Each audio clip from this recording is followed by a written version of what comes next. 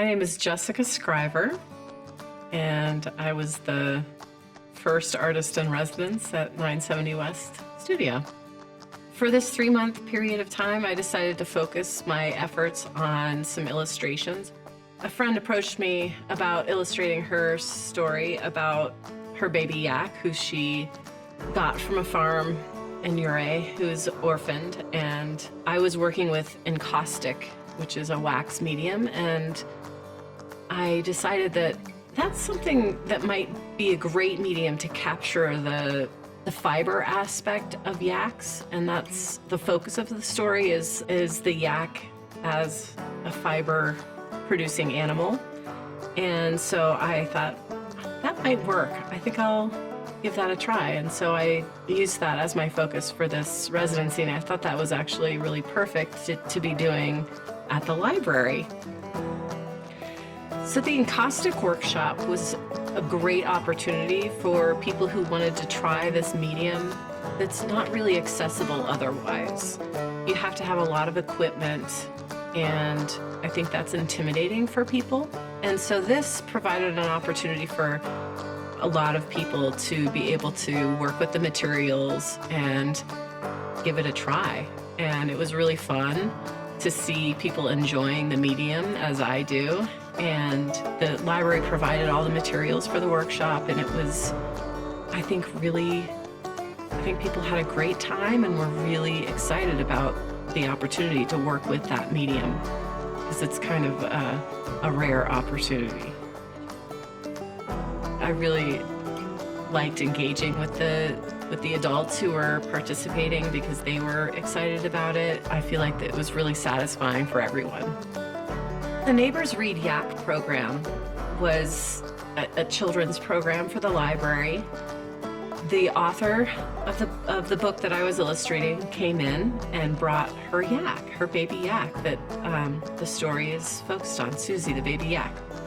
And we shared the illustrations and how they were made.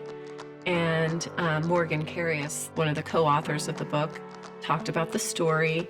And so people who came to the program were able to see a book in progress and also pet a yak and meet the yak that the story was about. I think it was really fantastic, and kids got a lot out of it. They were able to, each kid that was there got a tuft of Susie's fiber to take home with them, and they also made bracelets with the yak fiber that they took home with them.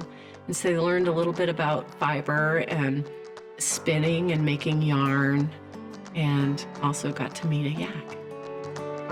So we decided to do the open studio hours. I wanted to reach out to the community a little bit more to teach the community. And there were some extra materials from the encaustic workshop. So on Mondays, I opened the studio to people, and they could come in and play with the materials. And so I had several visitors come through and do that. And some just wanted to come in and check out the yak illustrations. Some wanted to actually play with the materials.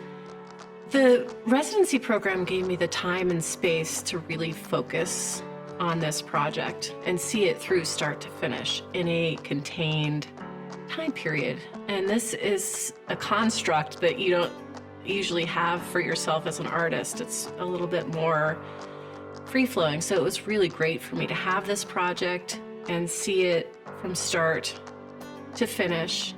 You know, it really helped me to focus and to stay on task and to have that time and space. And at the same time, that was also, challenging because it was a lot of work. The most rewarding aspect of the residency was coming away with some documentation of the process, and also just having that body of work that I created during the residency. And reaching out to the community and sharing that with the community was also really rewarding. Just having access to the venue to be able to share the skills and knowledge that I've developed has been really fun. We are working on having the book published, so that's next. I'm also moving on Monday, so that's next. I'm looking forward to moving into my new studio and my new place, and getting back to some other of my map-related work. I'm looking forward to refocusing on that, so I'm excited.